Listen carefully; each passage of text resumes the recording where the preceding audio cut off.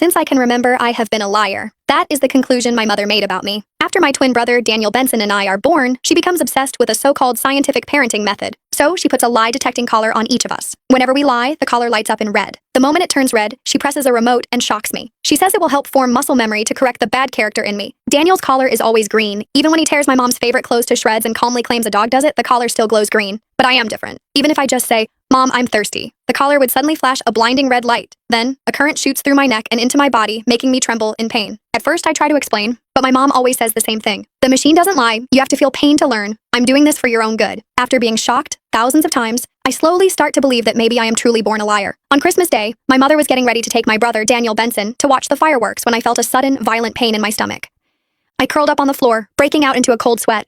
"Mom, help me. My stomach hurts." My voice was shaking, but the collar around my neck started flashing red like crazy. Mom stood over me, staring down at me without a hint of emotion. She dialed the shock up to the highest setting. "So now you're pretending to be sick just to go watch fireworks with us? How could you even think to put on such a fake show? It's revolting. You're seriously rotten to the core." She grabbed Daniel and walked off. The door slammed shut, and the bang made my ears ring. I couldn't help thinking maybe she was right. Since the collar was flashing red, that meant I couldn't really be in pain. I must just be me pretending to be pitiful and trying to get attention again. I couldn't be any more sorry, Mom. If there were a next life, I would definitely try to become a more honest person. It hurts. The pain had me trembling all over. I clawed at the floor, leaving claw marks behind. Just then, the doorknob suddenly turned. Hope flickered in my eyes. Mom came back. Since she was a doctor, she must have realized something was wrong with me. She must have come back to save me. "Are you still not done with your act? The fireworks are about to start. Danny's already getting impatient." Standing at the doorway, she looked annoyed. "Mom..."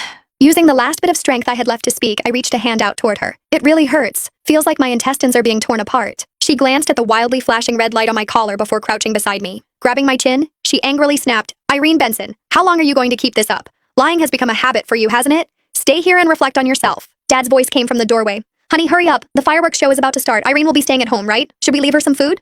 Standing up, Mom dusted off her hands as if she'd just touched something dirty. "Why should we? She's got a pile of snacks in her cabinet that she bought with the money she stole last time. She won't starve." Turning to me, she added, "Let's lock the door. She's not allowed out until that collar turns green." Dad hesitated. But what?" Mom cut him off immediately. "Being too soft on kids just ruins them. Look at how well-behaved Danny is. His collar's always green. Someone like Irene is just born bad. She needs to be corrected." But there was nothing in my cabinet at all. Daniel was the one who took that money back then. He was the one who ate those snacks too. He had been standing right there at the time, his collar glowing a soft green as he said it wasn't him. And Mom believed him.